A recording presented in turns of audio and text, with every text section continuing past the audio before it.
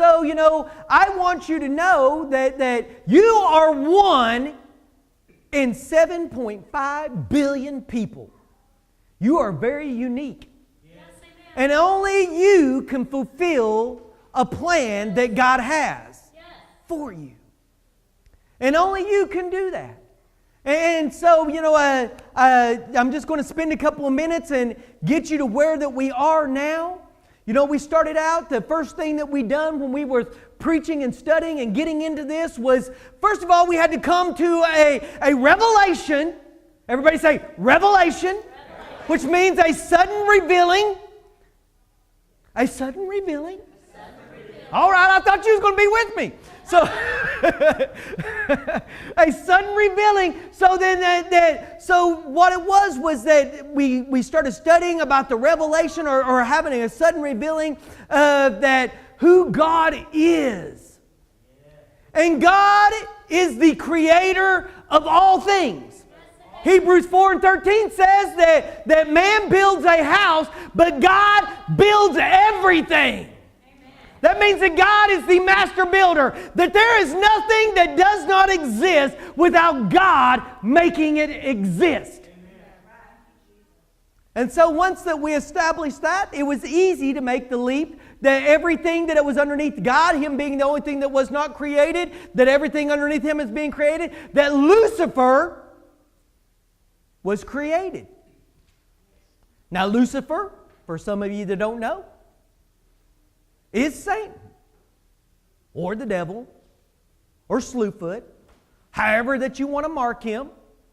But see, Lucifer was created. And so Lucifer being created, he cannot have more power and more authority than the Creator. Right? Are you with me?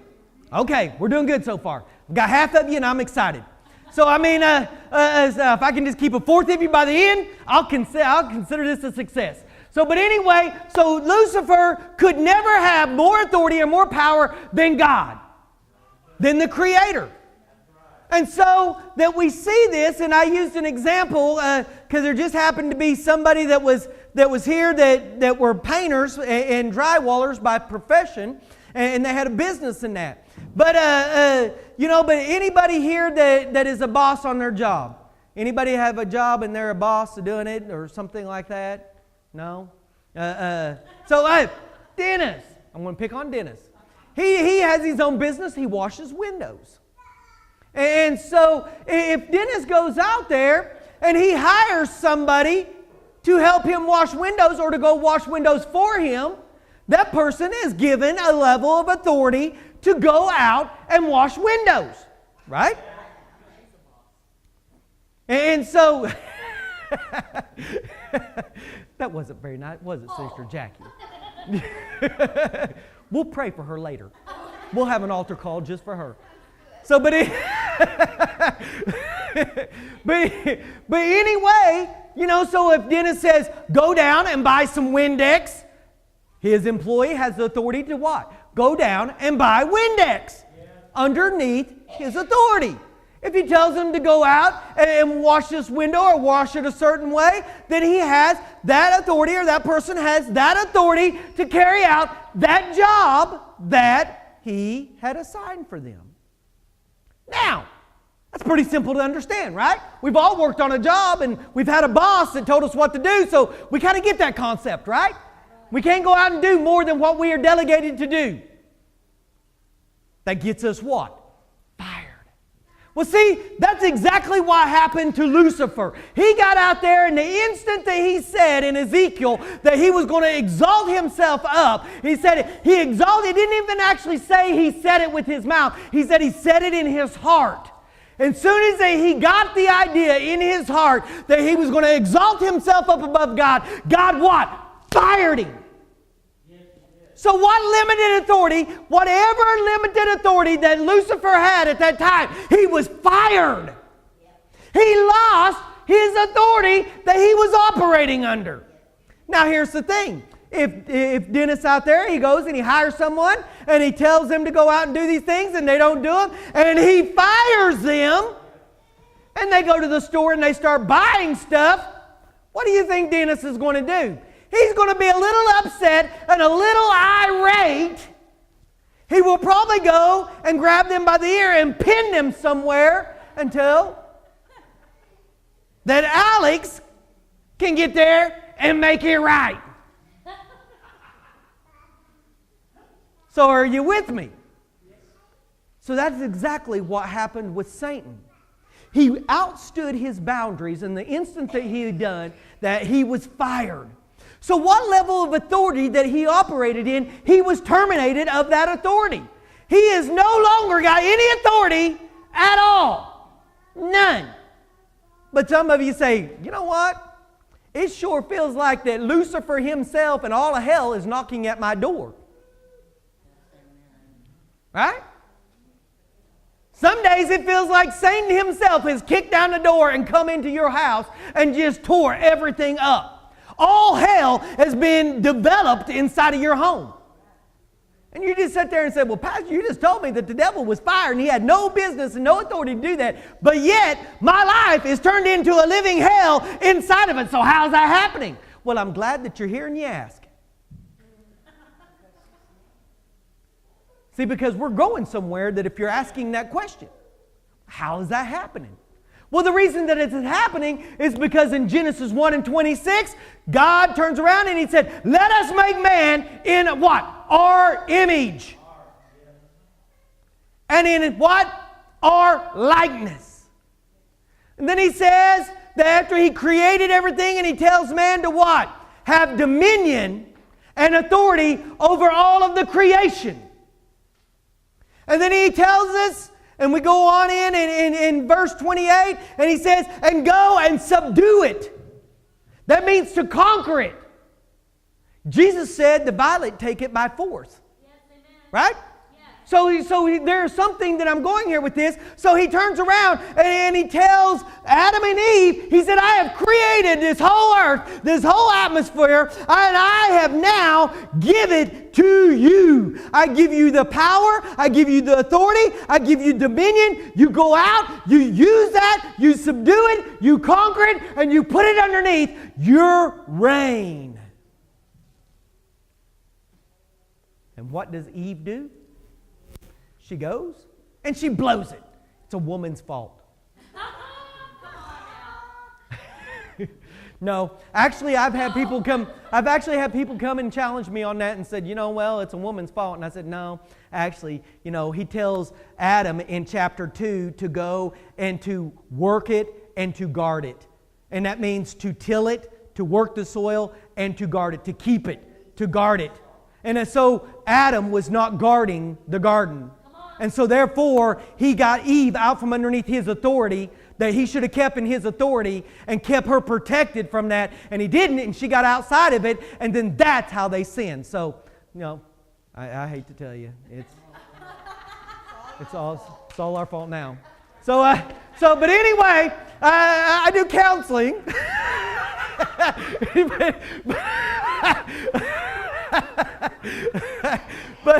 But anyway, getting off of that, so that we see here that when Adam and Eve sinned and give up their place, they lost their authority. They lost their dominion.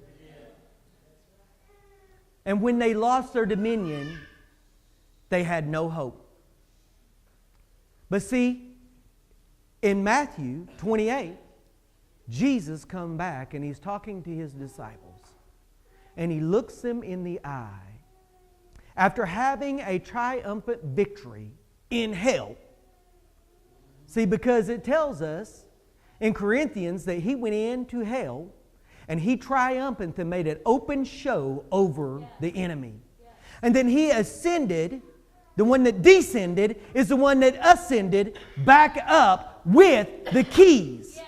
So He went in, and then first of all, He stomped Satan and put him underneath His feet. And then once He embarrassed him in His kingdom, in front of all of His demons, all of His dominions, He made them submit also. Why? So they would realize who had the authority. When Jesus was in the pits and the depths of hell, and he had all of the demons and Lucifer underneath subjection, underneath his rule, there was no doubt that Jesus Christ is Lord. None. Then he achieved his goal. He ascended back up. And then what did he tell the church? He said, now, all power. And this is very critical because he says, now, like right now. Didn't have it a while ago, but now I do. Right now, this very moment, I have all of the power in heaven and earth has been given to me. Yes, amen. Jesus become a conqueror. He become a victor. He was more than. And right then, he turned around and been able to have kept it himself. He did not. He gave it away. Now, there's some of you that's probably going to be a little mad at me. There's some of you that's going to be going, that's the way, Pastor, you just tell them. And it was easy because there wasn't a whole lot of millennials in the first service. So we may have some millennial people here in this service. So and we've probably heard the reign or the word, help me out here, millennials, meaning the younger generation, born in about 2000 or so up to about now in this reign. You're somewhere from a teenager to early 30s. So if that's you, you can be offended at me if you want.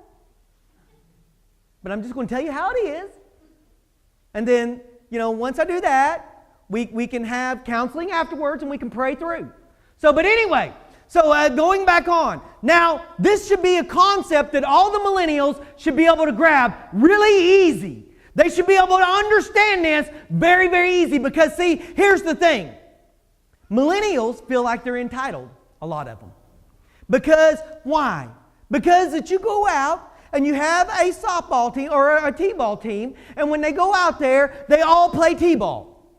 And at the end of the season, they all get a trophy. Even the ones that did not win one game, that didn't have a good coach, or didn't practice, or didn't do anything, they just showed up, got a t-shirt, and got a trophy. Come on. They feel entitled. Yes, they do. They feel like that, hey, I am owed that trophy. I participated. And then you have people that are premillennials. You have boomer babies. They get out here and that they come after World War II, and then their families come in here and they worked hard.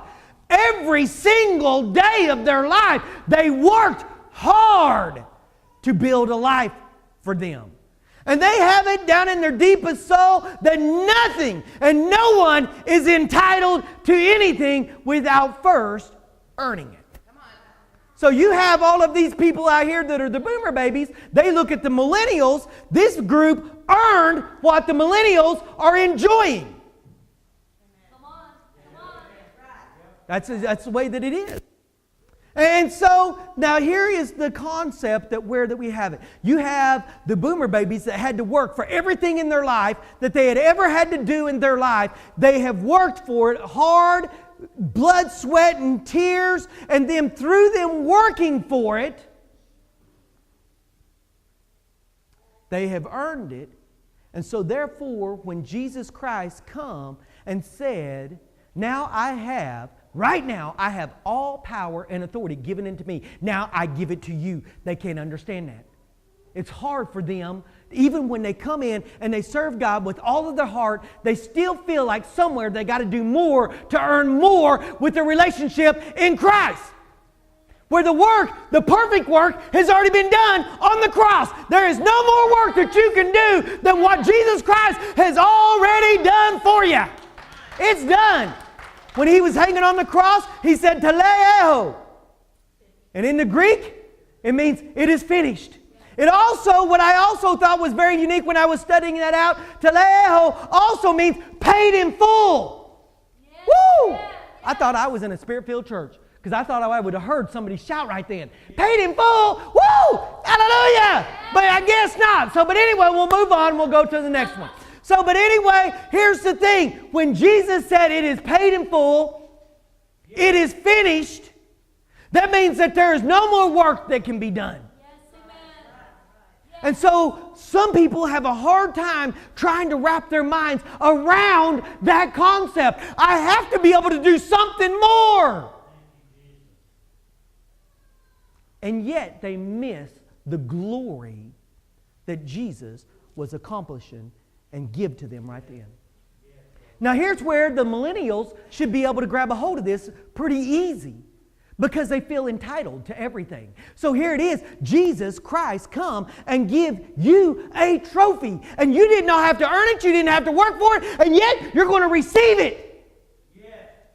So millennials should have the idea, woo! Jesus Christ went into the depths of hell, whooped the devil, come back and give me a trophy that I didn't even participate in the game for. And they should be able to grab a hold of this. But here's the thing, that you got boomers that are now trying to raise and teach millennials when they come in and get saved. It's like, ooh, Jesus Christ has saved me. He give me power. He give me authority. And I am going to go out and I am going to turn this world upside down. It's like, whoa, wait a second here. You need to cut your hair. You need to change your clothes. You need to make sure that you're in church every time the door's open. You need to pray at least 3 times a day.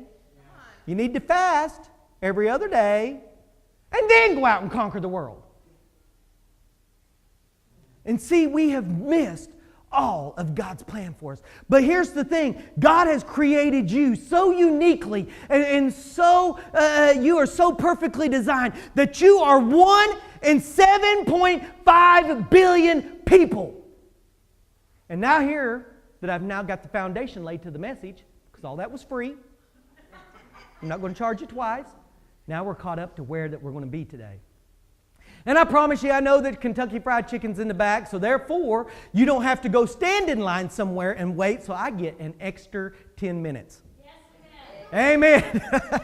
So we're going to go to Ephesians. No, not Ephesians. I'm sorry. Back that up. Psalms. We're going to go to Psalms. That's why they had to put it on the screen, is to keep me straight. Psalms 139, starting at 13. And I'm going to break this down for us a little bit. Because how many of us struggle with our identity? How many of us struggle with who we are? And why that we are the way that we are? Why do I wrestle with some things that other people don't wrestle with? Why am I the way that I am? Well, see, David had a revelation. Everybody say, revelation. Revelation. He had a sudden revealing in him, and he revealed this. And the Spirit revealed it to him. Thank you, Amy. I didn't even wait for the others because I didn't expect. So, but anyway, for thou hast possessed my renals. And we can stand for the reading of the word, please. Sorry. And that word rings there, it means like renal. That's where we get the word renal for like our kidneys, our inner word, stuff like that. That's where that derives from. So, but anyway, so what David is saying is, thou hast formed me in the deepest inward parts.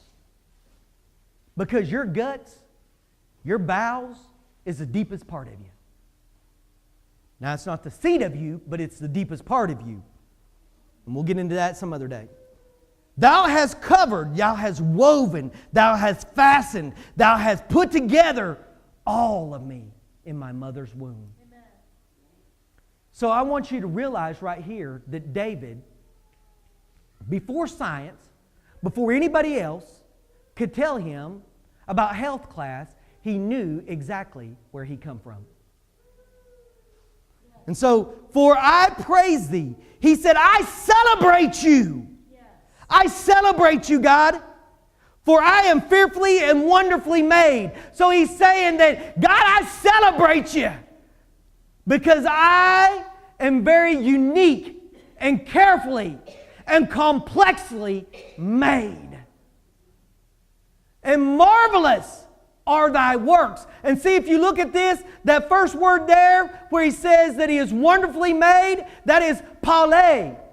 And then the next word where it says marvelous is Poteau. Both of them are the same in the Hebrew, but the H there means that it is in a perfect tense. That means that it's all the way completely done. And then that's where Poteau without the H, you can go ahead and be reseated because I'm just going to stay here for a minute. And the Poteau without the H means it's a participle. And a participle is describing the power and pointing towards the direction of the verb, which is works. So what David was saying is, God, I know that I'm quirky. I know that I'm very complex. I know that I'm weird at times. But yet, I'm going to celebrate you for your work of making me very complex. Now see, here's the thing. How many people has raised children? Or raising children? Yeah. How many of us know that they can be very complex sometimes? How many of us has ever praised or praised God for making them very complex?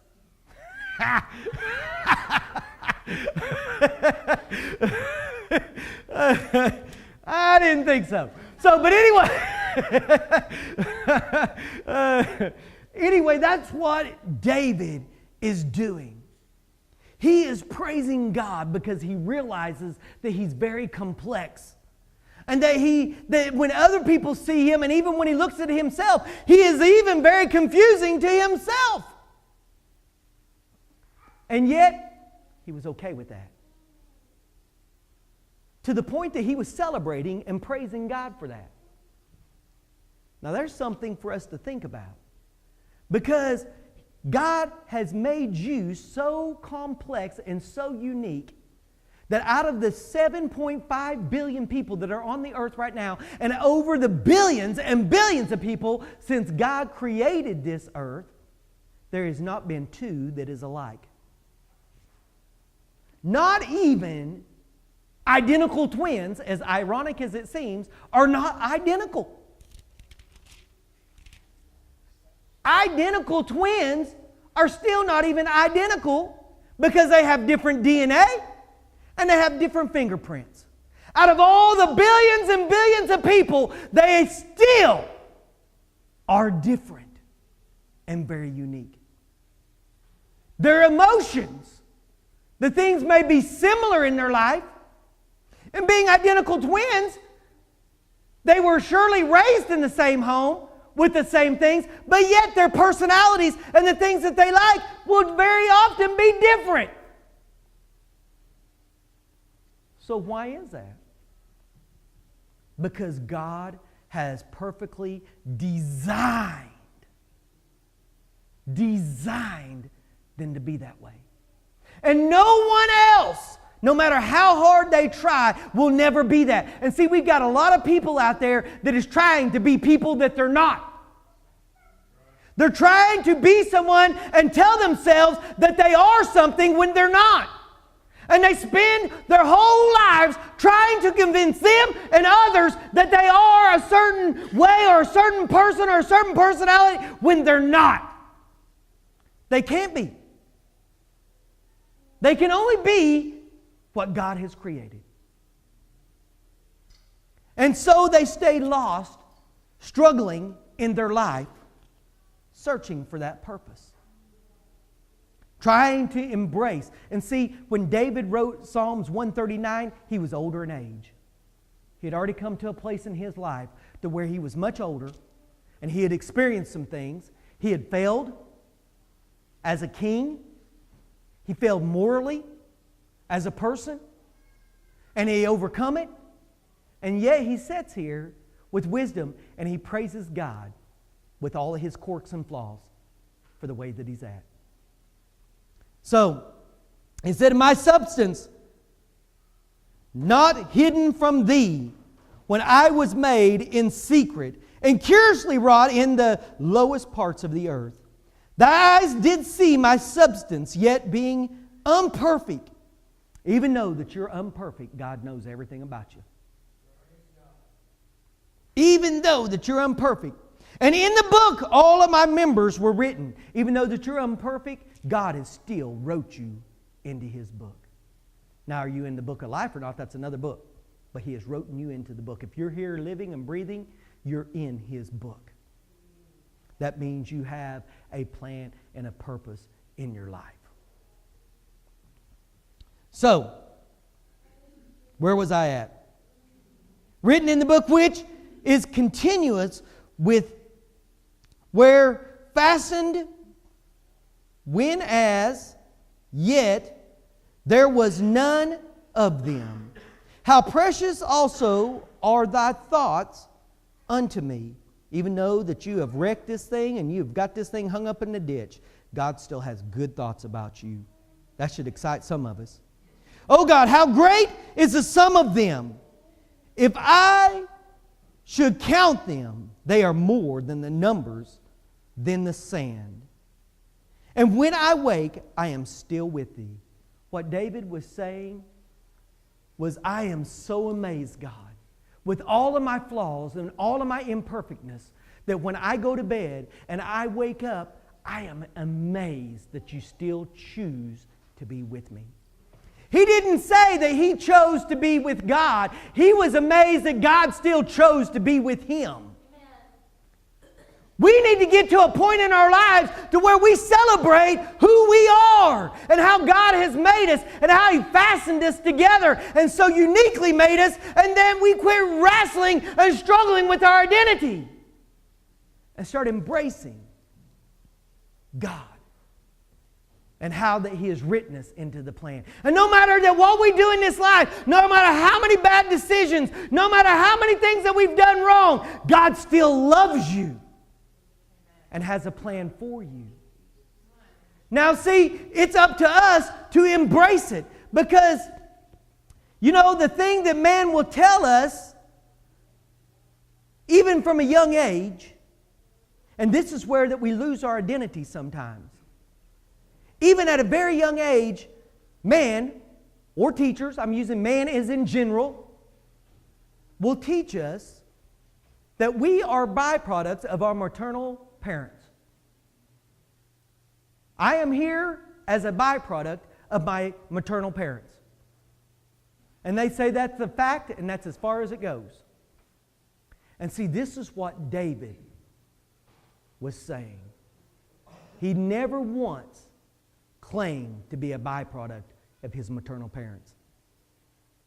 He said, God, you are the one that fastened me. You are the one that reached into my mother's womb and knit me together and wove me together. You're the one that made me very complex and very unique in this life. He didn't give Jesse, his dad, any credit at all. He gave God all of the credit. Now here's the thing. In my life, some of us, we've not had good maternal parents. Some of us, didn't grow up in a good home or with good things or where it was easy. And yet, we find that people, even though that we don't grow up in a good home or with good things or with being good examples, we still what? Try to fasten ourselves and make us in the image of our parents. The ones that we think created us. We try to fasten ourselves and pattern ourselves after their lives. Even if we look at their lives and it was a life of destruction, a life of disaster, we almost cannot stop from mimicking and building our life and fastening it towards theirs. Even though we know we hate that lifestyle and want no part of it, we're almost like we're drawn and destined to it. And see, it's because we are drawing our identity through our maternal parent. But here's the thing. David said, my maternal parents has nothing to do with who I am and where I come from. Now this should be good news for some of us. This should be really good news for us, because see, here's the thing. Even though that chair back there is empty, because that's where my Paul sat, And even though that at times I looked at him and I thought, I would like to pattern my life after him. He's a good Christian man. He's loved God. He's tried his whole life to serve God to the best of his abilities. Not all the time was he perfect, but he tried. And then when he wasn't perfect, he tried to make it right in his life. And I thought that'd be a good example to live my life by. Right? But if I try with all of my might to be like my dad, I'm still just trying to be like another man. No matter how good that he may have been, no matter what kind of a good influence that he was for me, I'm still trying to be like another man with flaws and quirks that he was uniquely made in and very complex. But the instant that I separate myself from my maternal father and I start looking to my spiritual father, who God that has created me, now I have something to pattern my life after. Now I look at him and now I see him, how he loved me unconditionally and how he has always been there for me and how he has always made and stood in the gap for me. And now I can start learning how to pattern my life after him, and it even makes me appreciate my maternal father even more for the mistakes and the flaws and the human that he was. See, if we find our identity and we start realizing we come from God and not them, that releases us. You look at people, they will even die like their parents. They'll come down with the same sicknesses. Nothing in there. Every human being has different DNA. They have different fingerprints. They are totally unique. So explain to me how they come down with the same diseases and the same sicknesses when they are so differently made. We'll go, well, it's genetics. I will say then that scientists have proved that we create genetics through the toxic thoughts in our brains. So us thinking constantly, the Word says that there is the power of life and death in our tongue. When we speak out that death and we bring it in, that family curse, that in there we speak it out, our brains will produce a toxin and it will go in and it will mutate when the proteins come back off, and you will end up with the same sickness and the same disease. It isn't because God willed it. It isn't because God made you that way. It's because we brought it on. We were made so unique and so different to where that we wouldn't have to pick up any of that generation stuff. And yet, we adopt it and bring it in. And you will see people that if they had cancer, then their kids will die of cancer. And their kids' will have cancer. And you'll see it go on down the line. You'll see heart disease file in families. And when you come in, God had already from birth, when you were in the womb, knitted you together perfectly, very unique, separate than anybody else, with a whole new plan than anybody else.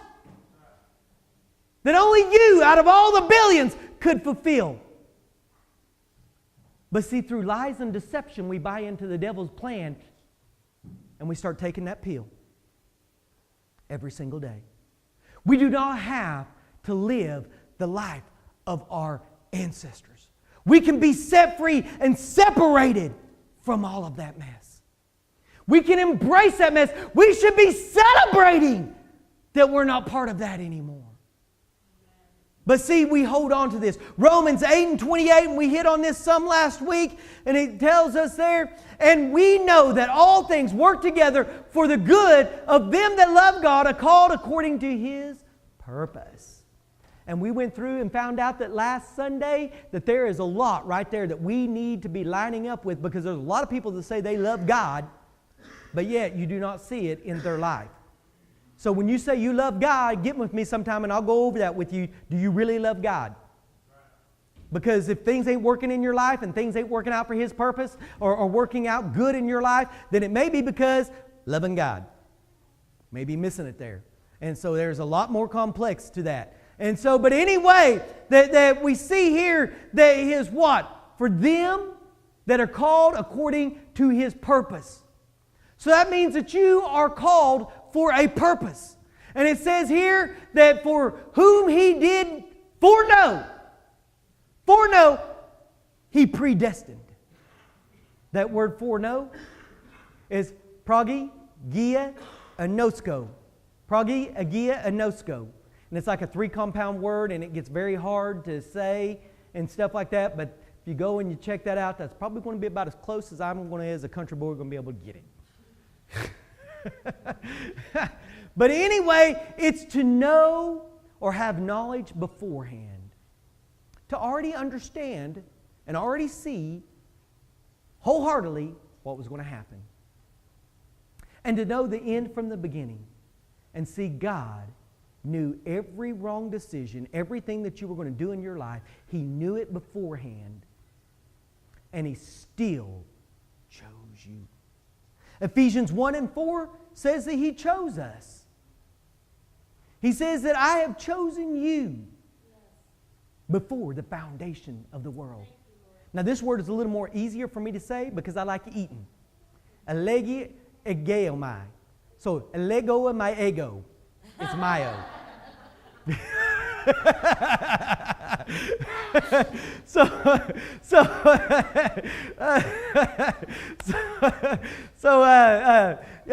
You'd be probably pretty comical if you ever was in my study room when I'm putting all this together and I'm trying to put all these words together and pronounce them and how that I make fun and do these things. But anyway,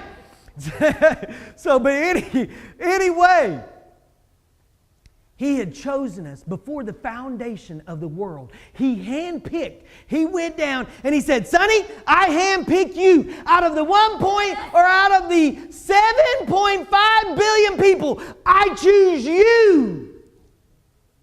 And I pick you out of all of that. You are so unique that you had to be the one that was picked. Because no one else can fulfill the plan and the destiny that God has without Him. And there's where I'm going to leave you. Is that we have two purposes. We have a primary purpose and we have a secondary purpose. And if we do not embrace the primary purpose, we will never be able to excel in the secondary purpose. And our primary purpose is to be conformed into the image of His dear Son, Jesus Christ. It is to be conformed, to fulfill the original plan where God give man dominion and give them authority on the earth so He could fellowship with an intelligent being. And we'll debate the intelligent later. As He could communicate with an intelligent being. And then we lost that. And Jesus Christ has come back to restore us back. And so now, God, your purpose is to be conformed back in to His dear Son's image, into His likeness, into His authority, into His dominion. And unless you do that, unless you embrace, and I'm going to tell you, putting your name on a church door does not include you into being conformed into His image. There is a lot of people that will accept Him as Savior, but never accept Him as Lord. Some of you get that later. Because you'll say, Lord, I accept you in my heart, but yet you don't want to follow Him and give Him authority in your life and come underneath His dominion. And so that we see here, when you follow in and you get into your primary purpose of conforming yourself to the dear image of Jesus Christ, all of a sudden your secondary purpose will start to have meaning. Now, what is the secondary purpose? Well, I'm glad you asked. It's going to make this thing faster. Your secondary purpose is what you do. It's your vocation. Like Alex, a policeman. So it's his calling. He will excel in it. You know, we have other people. Maybe you're a water plant operator. Maybe you're a delivery driver, a truck driver. Whatever that it is, You will excel in that secondary purpose when you excel in your primary purpose. Why? Because God has you a platform on your secondary service to where you can elevate and be elevated and be able to praise Him and draw all men unto Him in your secondary purpose. And unless you fall in line with your primary purpose, you will never accelerate in your secondary purpose. You will go from life, from job to job to job. You'll go and you'll just feel like you're a failure. You'll never be able to put it together. And the whole time, you're missing your primary purpose. And when you grab a hold of it, you cannot stop yourself from finding your secondary purpose. And this is where I'm closing. This is my 10 minutes because you don't have to wait in line at Kentucky Fried. So, but anyway, having all the struggles that I had growing up in life, learning disabilities, not being able to read when I got out of school, couldn't spell, very low self-esteem, had no pride in myself. And then when I discovered that I could weld, and I could weld good, then I saw all of my identity in that skill. And then so when I got saved and God called me out of that and said, no, I don't want you part of that, not saying that that was bad, He just didn't want me there. And so then I struggled with my identity and my purpose again. Because what else could I do? I couldn't go back to school. I wasn't smart enough. I just barely got out of school alive. Why would I want to go back? I wasn't any smarter, so why would I want to go back? Nothing would change. So what could I do in my life? And the only thing I'd done was become faithful to God and started putting all of my trust and all my work in God. I took a minimum wage job at a plant behind OK Foods treating their wastewater that comes out of the chicken plant. So you think the chickens are nasty inside that plant? I challenge you to go to behind the plant and give it about 3 or 4 days and then work with it there. I promise you. You'll go back to that plant and go, thank God I am in this plant again. But see, I took that minimum wage job, which was a very humiliating position to me. And I humbled myself there. And the next thing you know, God started working in my life and started elevating me. I left that job. After 22 years, I left that job through another company in top-level management. I was drawing a wage that most of my peers and all the other managers that manage facilities had master's degrees, and I had none. See, when I found my primary purpose, God accelerated me in my secondary purpose. But if we spend all of our time wrestling here trying to figure out this secondary purpose, we are being distracted by a devil in hell, missing our whole primary purpose. When I grabbed a hold of my primary purpose, I could not stop myself. I'd even tell my wife, they give me another raise. They told me that no one else in the whole company, which the company I worked for was the 25th largest company in the world. And none of them were going to get a raise because of the economy. And I got a raise. I got promotions when they wasn't giving out promotions. Things happened in my life and they just fell in place, even when I wasn't trying. Why? Because I found my primary purpose. Yes, come on. I found my primary purpose was to be conformed in Jesus Christ's image. And no matter what I done, God's word where He says that you'll be elevated, that He will make you the head and not the tail. That He'll bless you going in and coming out. You cannot stop. He said, I will open up the windows of heaven and I will pour out a blessing upon you that cannot be shaken down and pressed together. Overwhelmingly will men give into your bosom. You can't stop it. But we wrestle so often in this world, in this time that we're in, trying to figure out how we're going to fulfill our secondary purpose. And see, if we just adapt to the primary purpose, God has something that you, even if I would have sat down and tried to put it on paper, God done more for me than what I could have ever